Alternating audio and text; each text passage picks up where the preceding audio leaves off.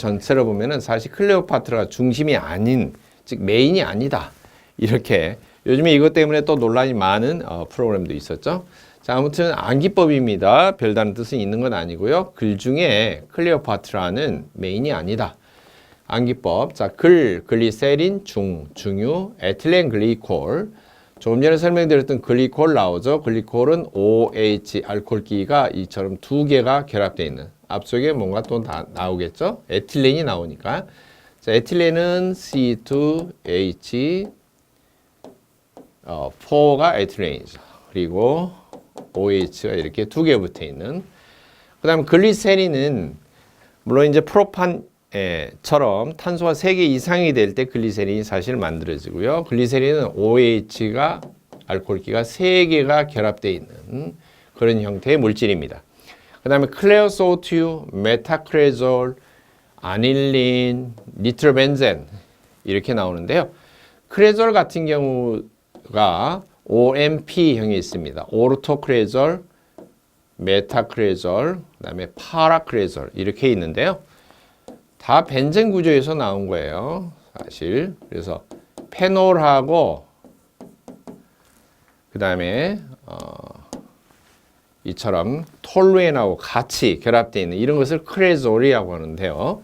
두 개 붙어 있는 각도가 가까이 붙어 있느냐, 한 칸 띄어서 되어 있느냐, 마주보고 되어 있느냐, 이렇게 따라서 이 위치에 따라서 OMP 나눕니다. 가까이 붙어 있으면 O형, 중간 떨어져 있으면 M형, 가장 멀리 떨어져 있으면 대칭으로 되어 있는 경우는 대칭형은 P형 이렇게 말하고요. 오르토, 메타, 파라 그렇게 말합니다. 암기법은 구조식으로 나중에 볼 때는 모든 벤젠 구조에서 하나 알아두실 것은 뭔가 두 개가 이렇게 붙어 있어요. 두 개 붙어 있는데 자꾸 각도를 벌려서 이렇게 가까이, 중간, 마주보고 이렇게 세 가지 형태가 항상 존재하는데요. 가까이 붙어 있을 때는 O, 중간쯤 벌어져 있으면 M, 대칭으로 되어 있으면 P, 오르토, 메타, 파라 그렇게 말하고요. 영어 약자는 OMP 그렇게 말하고 암기법은 가랑이를 찢으면 오음의 피난에, 오음의 피난에 이렇게 알아주시면 쉽게 연상할 수 있습니다. 자, 그 다음에 니트로벤젠은 니트로기가 붙어 있는 벤젠이죠. 구조를 보면은 이제 벤젠 구조에 니트로가 붙어 있는 거예요. 니트로는 NO2이죠. 이처럼 니트로기가 하나 붙어 있는 벤젠을 니트로벤젠이라고 합니다. 그 다음 사석유리입니다. 4는 1, 2, 3, 4등도 있지만 보통 우리가 말하는 죽을 사 그렇게 해서 연상하시면 되고요. 윤가가 방청소다. 물론 윤가 문중에 제가 이렇게 비방하는 건 아닙니다. 암기법입니다. 윤가가 방청소하다 담에 걸려 기절했다. 윤활유와 가소제 그리고 방청류 녹방지하는 거 있죠. 그 다음에 담금질류, 기어유, 절연유, 절상유. 절연유는 서로 전기가 통하지 않도록 중간에 채워주는 물질이고요. 절상유는 뭔가 금속을 절삭을 할 때, 깎을 때 열받지 말라고 이렇게 계속 쏟아주면서 발라주면서 절삭을 하는 거죠. 깎아주는 그런 걸 절상유입니다. 그 다음에 7번 동식물유류입니다. 동물이나 식물에서 짜낸 거죠. 동식물 유류는 요드 값에 따라서 건성류, 반건성류, 불건성류 이렇게 구분을 하는데요. 요드 값이라는 게 하는 게 뭐냐? 유지, 기름 종류의 100g에 흡수가 될 수 있는 요드 그램 수를 말합니다. 기름의 불포화도가 클수록 불포화도로 가는 경우는 예를 들면 이런 거죠. 이렇게 일반적으로 프로판 구조를 보면은요. 물론 프로판은 위험물에 속하지는 않습니다. 상온에서 100% 다 기체로 존재해 버리기 때문에 고압가스법에서 다루는데요. 탄소를 중심으로 탄소는 항상 공유 전자쌍을 4쌍을 이렇게 옆으로 이렇게 뻗고 있습니다. 그런데 다 하나씩만 이렇게 뻗어서 수소가 다 뺑 둘러서 전체적으로 완전히 다 채워 놓은 상태를 포화 상태 그렇게 말합니다. 그런데 불포화 상태가 되면 뭐냐면 수소 개수가 줄어드는 경우를 말해요. 어떤 이유든지 간에 가령 이런 것도 에탄인데요. 수소가 이렇게 다 붙어 있죠. 전체로. 근데 수소를 두 개를 떼어내 버리면은 그리고 분자를 만들으라고 그러면 어떻게 되냐면은 탄소끼리 이처럼 이중결합을 하게 됩니다. 이중결합. 가운데 이렇게 두 개의 결합이 들어가 있죠.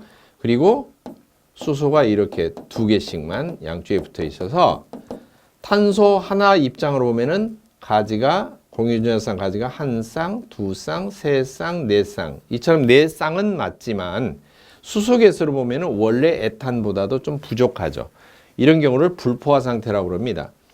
따라서 이 불포화 상태가 되면은 이렇게 포화 상태로 만들고 요오드를 추가해서 붙일 수 있는 그런 것을 말하는데요. 요오드가 많이 결합이 된다라고 하는 경우는 이처럼 탄소와 탄소 사이가 단일 결합으로 딱딱딱 하나씩만 돼 있고 수소가 풀로 완전하게 다 겉에 다 충만하게 붙어 있는 그런 경우로 만들기 위해서 요오드를 갖다 대신 붙이는 거죠. 그런 것을 이제 요오드 값이라고 합니다. 이 요오드 값이 기름 유지 100g에 얼마씩 붙을 수 있는가? 그것을 가지고 따져서 건성류, 반건성류, 불건성류 이렇게 구분을 합니다.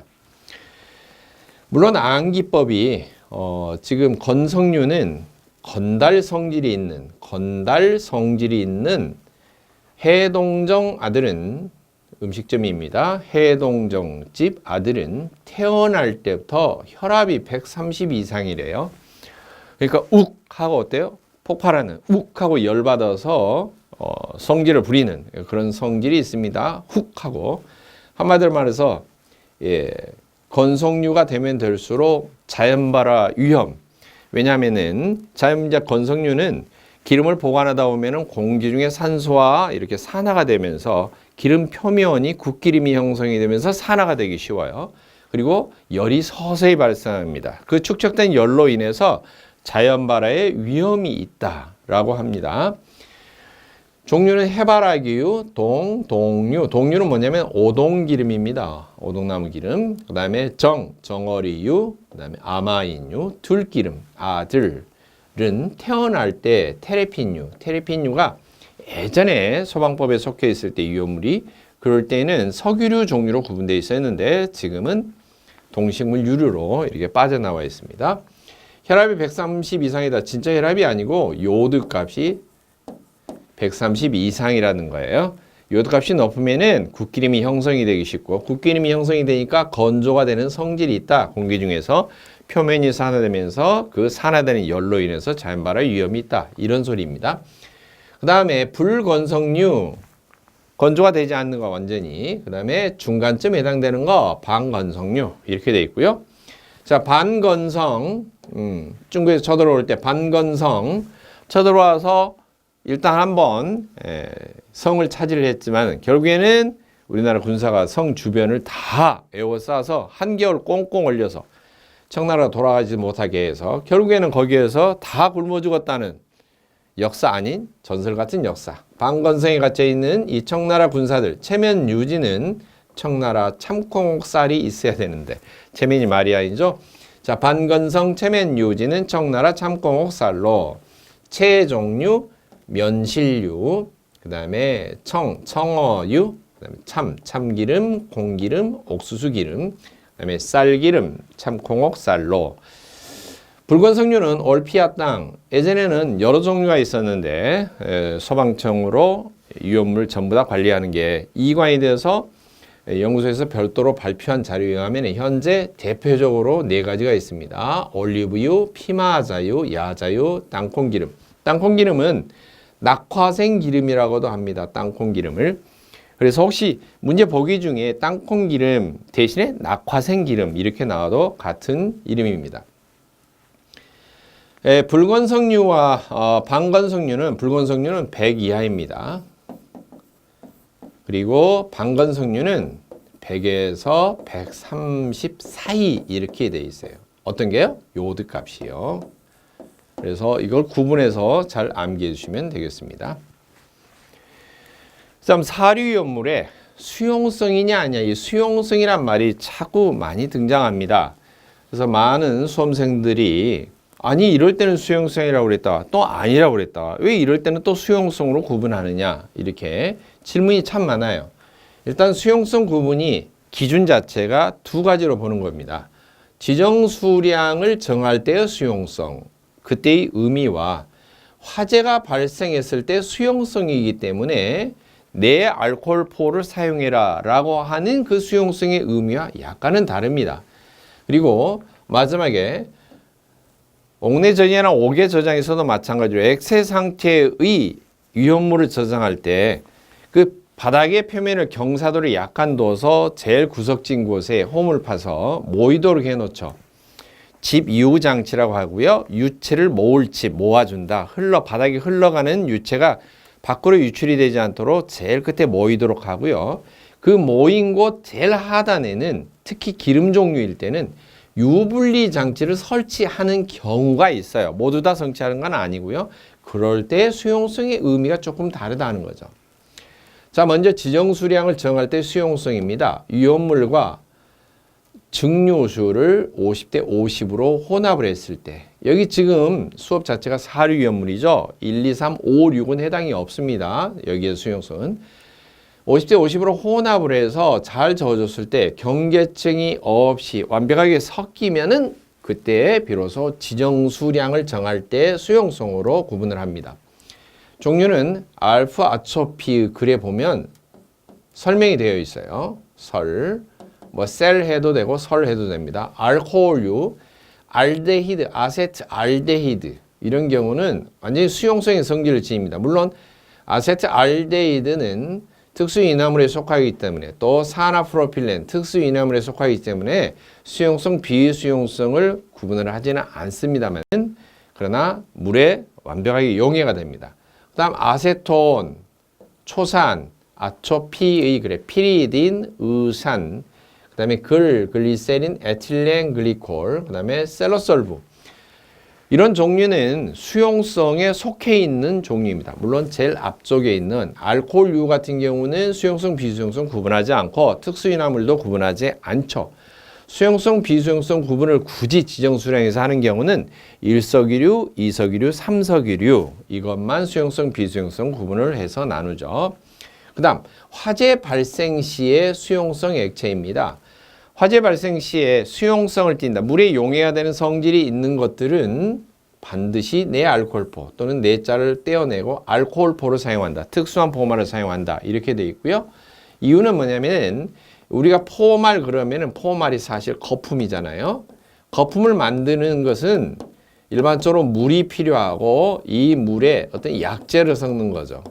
여러분이 이해를 돕는다면 쉽게 하면은 하이타이를 섞는 거예요.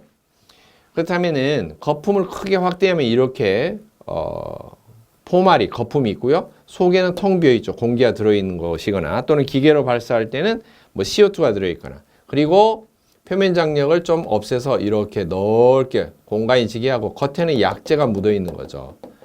그런데 이게 거품이 뽕 하고 터지면은 거품이 사라지는 거죠. 뭐 어떻게 하면 거품이 없어져 버릴까? 이 기포가 없어질까? 위험물 표면에 이 거품이 닿았는데 위험물이 수용성에 물에 잘 용해가 되는. 근데 거품의 재료는 사실 겉에 물방울이 둘러싸고 있는 거죠. 이 물이 위험물에 스며들어요. 그러면은 포말, 기포가 사라져 버립니다. 거품이 사라지기 때문에 거품이 없어지면 어때요? 표면을 덮지를 못하겠죠. 그래서 이 위험물의 액체가 이런 물의 용해가 잘 되는, 물을 잘 흡수하는 이런 종류 같으면 일반적인 거품을 뿌려놔도 화재 발생 시에 화재 진압 효과가 없다. 그래서 그런 경우는 알코올포라고 하는 거품이 사라지지 않는 특수한 포말을 사용해라 이렇게 돼 있고요. 대신에 지정 수량 정할 때와 왜 다른 기준을 적용하냐 하면은 일반적으로 액체가 차디찰 때는 잘 녹지 않다가 액체가 뜨거워지면 뜨거워질수록 물에 녹는 정도가 증가하는 것들이 대부분입니다. 찬물에 설탕 녹이는 거와 뜨거운 물에 설탕을 녹이는 것은 뜨거운 물일 때 더 잘 녹아들잖아요. 그처럼 일반적으로 온도가 올라가면 특히 화재가 발생해서 액체 위험물 표면이 뜨거워진 상태에서는 수용성이 일반적으로 물리적으로 증가하게 됩니다. 그래서 지정 수량 정할 때 50대 50 이것이 굳이 아니더라도 평상시에는 경계증이 생기고 잘 녹지 않더라도 뜨거워진 온도 상태에서는 수용성이 증가하기 때문에 그럴 때 화재 발생 시에 거품을 뿌리면 일반 포말을 뿌리면 포말이 쑥 스며들면서 사라지는 그런 현상이 생기겠죠. 그래서 화재 발생 시의 의미, 수용성이라고 하는 그 의미는 약간 확대된 의미입니다. 암기법은 알파 아토피의 글에 설명되어 있는 거. 그럼 설명을 봤더니 뭐냐면 케테르아라고 써진 거예요. 케테르아.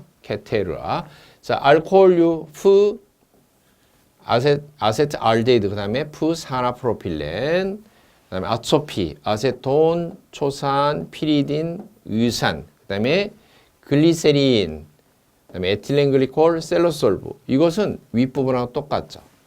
그 다음에 케테르아 뭐냐면 케톤 종류입니다. 케톤 뭔가 케톤이 붙어 있는 거.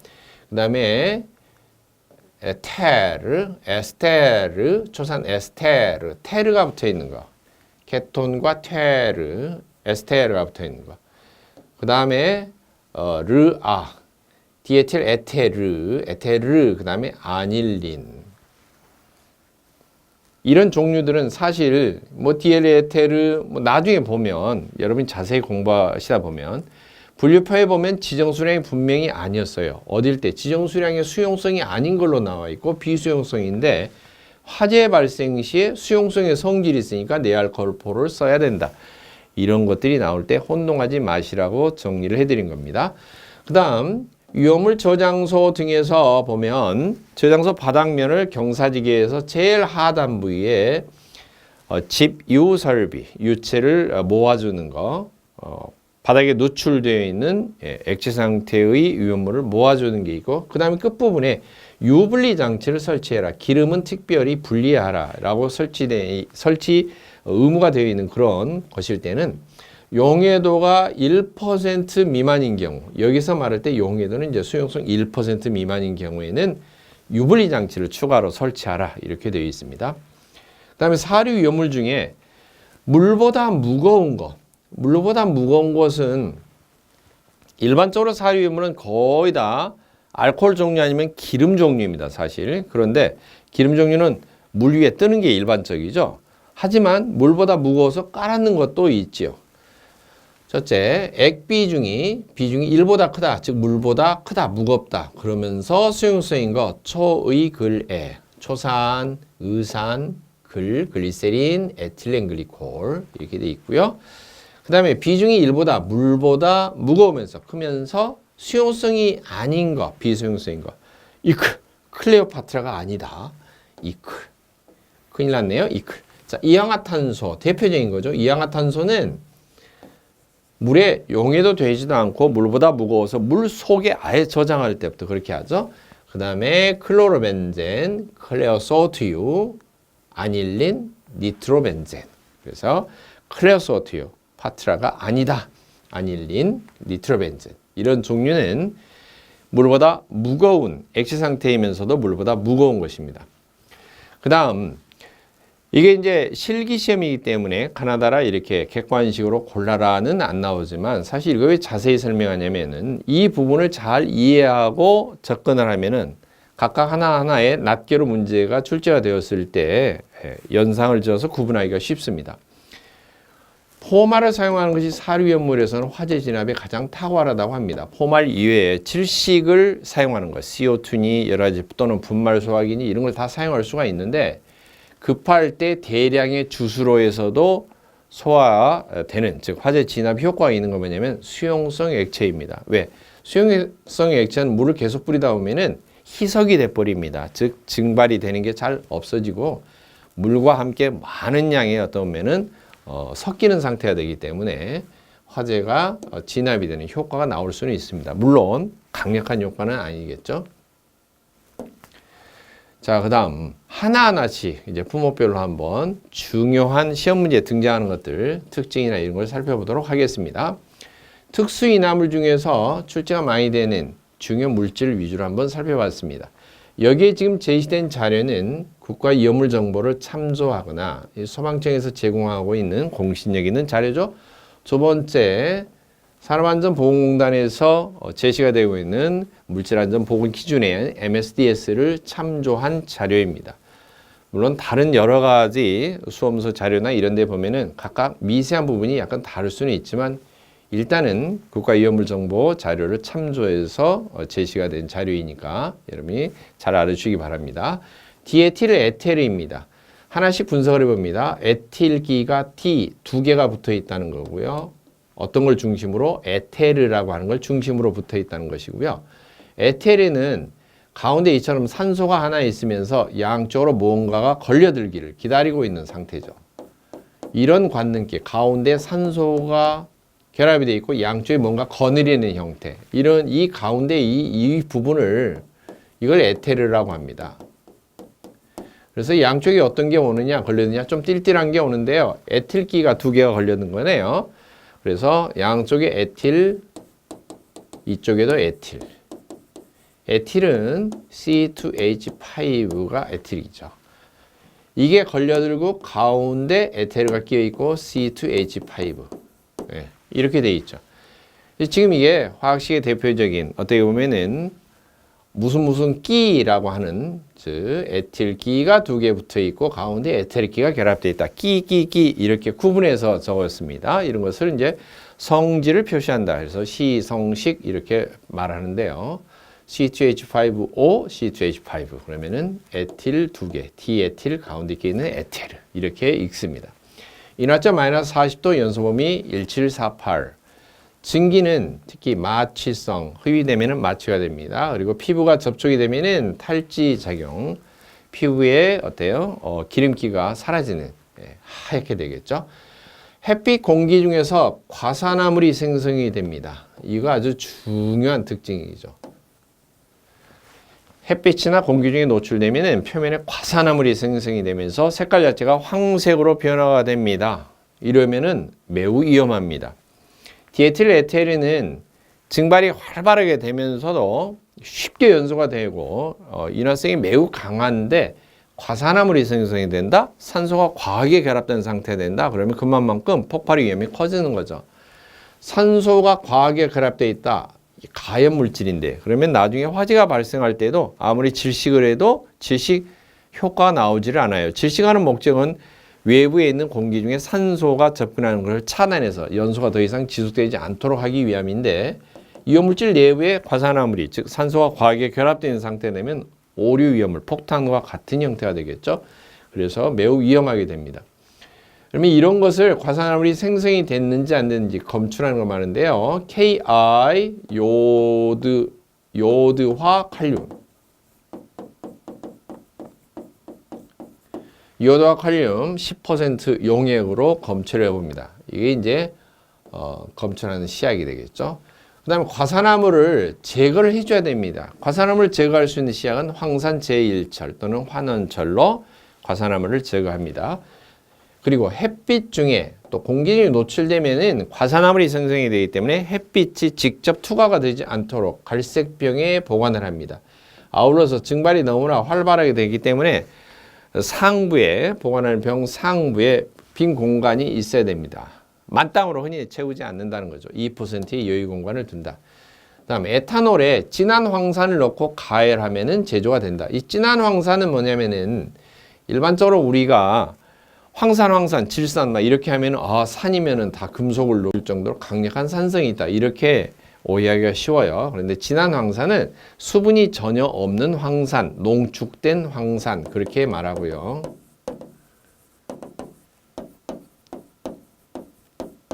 영어로 농축된다. 아주 진하게 만든다. 그러면 concentrated 그렇게 말합니다. 그래서 concentrated 그러면 앞에 C자를 따서 concentrated H2SO4 이게 황산 화학식인데요.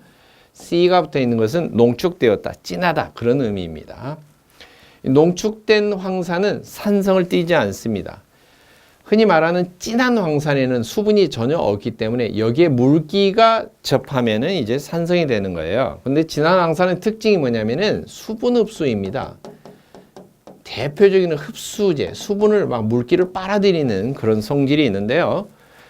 일반적으로 니트로와 반응이나 이럴 때 꼭 진한 황산을 넣는 것은 그 발생하는 도중에 반응하는 도중에 물기가 생성되어서 나오면은 물기로 인해서 화학 반응이 방해받는 것을 없애기 위해서 진한 항산을 같이 넣습니다. 니트로와 반응을 할 때요. 질산과 황산을 진한 항산을 같이 넣는 이유는 진한 항산은 오로지 수분을 빨아들이는 거죠. 자, 에탄올 두 개를 갖다가 진한 항산을 넣고 가열하면은 두 개가 찌부러지면서 합해집니다. 자, C2H5OH 이게 에탄올이죠. 그 다음에 C2H5OH 물론 이렇게 써도 되지만 OH를 앞쪽으로 이렇게 써봅시다. 똑같은 표현이에요. 뒤쪽에 붙어 있으나 앞쪽에 붙어 있으나 같은 말이죠. 구조죠. 근데 이것을 합해서 넣고 가열하면은 두 개가 찌부러집니다. 두 개가 같이 축이 결합이 되면서 합해지는 것을 축합이라고 합니다. 축합이 되면은 어떻게 되냐면은 이 부분이 떨어져 나와요. 수소가 두 개니까 H2, 산소가 하나니까 H2O, 물이잖아요. H2O, 물. 그리고 산소가 하나 남아있는데 하나가 산소가 남아있으면 에테르가 되겠죠. 그래서 붙어있는 모양이 C2H5, 산소 하나 남은 거, 그 다음에 이쪽 오른쪽에 있는 C2H5. 에틸기가 두 개 남아있고 물기가 쏙 빠져나가면서 가운데 에테르만 남게 되는데요. 그게 바로 디에틸 에테르가 되죠. 이 반응하면서 만들어진 이 물을 진한 황산이 흡수해 간다는 것입니다. 그래서 반응식은 이렇게 적는 거고요. 나중에 혹시 이것을 갖다 축합 반응을 에테르, 알코올을 축합 반응을 하면 뭐가 나오느냐? 에테르가 된다. 물론 에틸 알코올 해도 되고 메틸 알코올 해도 되고 똑같습니다. 알코올을 축합 반응 두 개를 축을 붙여서 찌부러뜨려서 압축을 해서 합하면은 물이 빠져나옵니다. 그러면서 에테르가 만들어집니다. 반드시 축합 반응할 때는 진한 황산으로 중간에 수분을 빨아들여서 없애줘야 되겠죠. 그 다음 이항화탄소입니다. 화학식은 CS2입니다. 황이 두 개가 결합되어 있죠. 이황, 화학적으로 결합된 탄소다. CS2. 이렇게 되어 있고요. 발화점이 90도씨. 이게 중요하죠. 100도 미만인 거죠. 그렇기 때문에 특수인화물 종류 중에서 이처럼 발화점으로 지정이 되어 있는 독특한 경우이죠. 인화점 마이너스 30도 연소음이 150인데요. 이게 144로 나온 경우도 있고 150도 있는데 국가위험물 정보 시스템에 자료를 참조하면 150으로 제시가 되어 있습니다. 왜 이게 위험물 나중에 보면 간혹 가다가 출제되는 문제 중에 증기 상태일 때 위험도를 구하라. 가연성 가스가 나온다. 만약에 기체가 나왔습니다. 공기 중에 혼합이 됩니다. 이게 공기 중으로. 그러면 공기 중에 무조건 혼합만 되면 위험하냐? 그게 아니고요. 공기 중에 산소가 있잖아요. 산소 때문에 가연성 물질과 산소가 혼합되어 있는 상태에서 점화원, 불씨가 접촉하면은 연소가 시작되는 거죠. 물론 연소 속도가 빠르기 때문에 폭발로 이어질 수가 있겠죠. 하지만 너무나 가연성 기체가, 즉 가연성 탈 수 있는 것이 너무 적거나 또는 이게 너무 많아서 상대적으로 공기가 너무 부족하거나 그러면 연소가 되지 않습니다. 연소가 가능한 범위를 연소 범위라고 하고 제일 농도가 낮은 상태에서 연소가 시작되는 것을 연소 하한, 그 다음에 찐할 때, 불이 꺼지기 전에 찐할 때 그 농도를 연소 상한이라고 말하고 이氧화탄소는 1에서 50% 사이가 된다. 즉 1% 미만이 되거나 50% 이상으로 너무 또 진하거나 너무 옅으면 연소는 되지 않습니다. 이 범위 내에 공기와 혼합이 됐을 때 연소가 된다는 거죠. 그리고 위험도라고 하는 경우는 이러한 가연성 기체는 연소 하한치가 낮을수록, 즉 적게 누설이 되어 있어도 연소가 된다면 위험한 거죠. 그 다음에 연소 범위가 넓을수록 하한치와 상한치 값 사이가 넓을수록 그러면 광범위하게 연소가 된다는 거기 때문에 위험도 계산할 때는 연소 범위가 넓을수록 연소 하한이 낮을수록 이게 두 개를 나눠본 것을 위험도라고 합니다. 연소 범위는 상 빼기 하죠. 물론 상한치 빼기 하한치.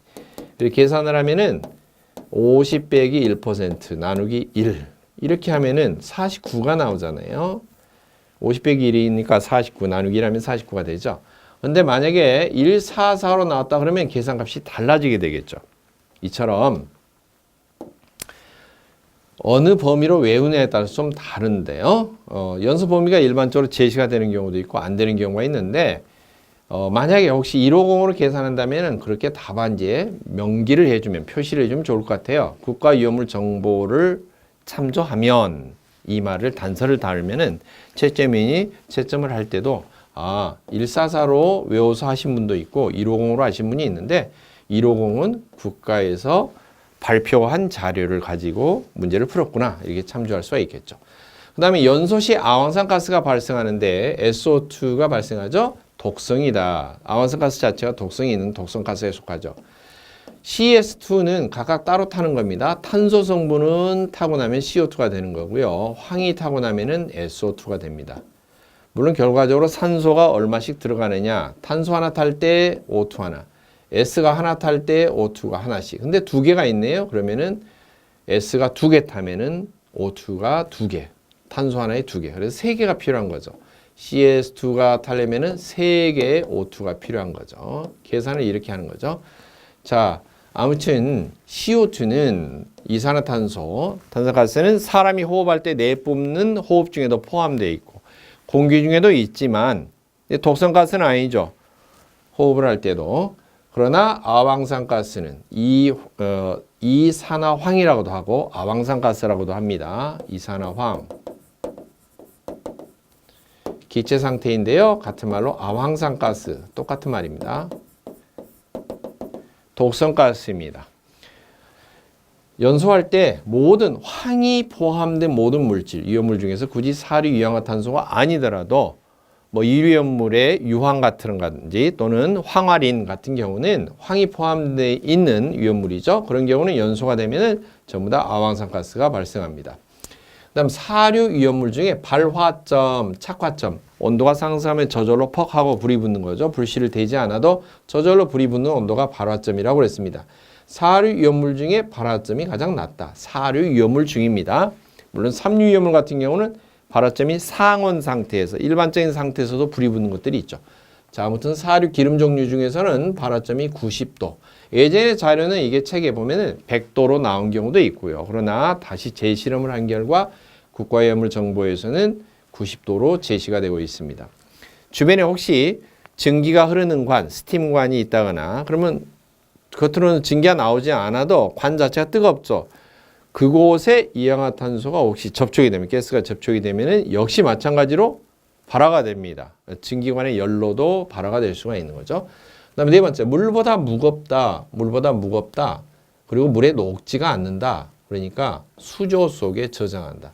이산화탄소는 시험 문제 매우 잘 나오는 물질 중에 하나죠. 발화점이 가장 낮다. 90도. 그리고 연소시 아황산가스가 발생한다. 독성가스인. 이걸 잘 외워두시기 바랍니다.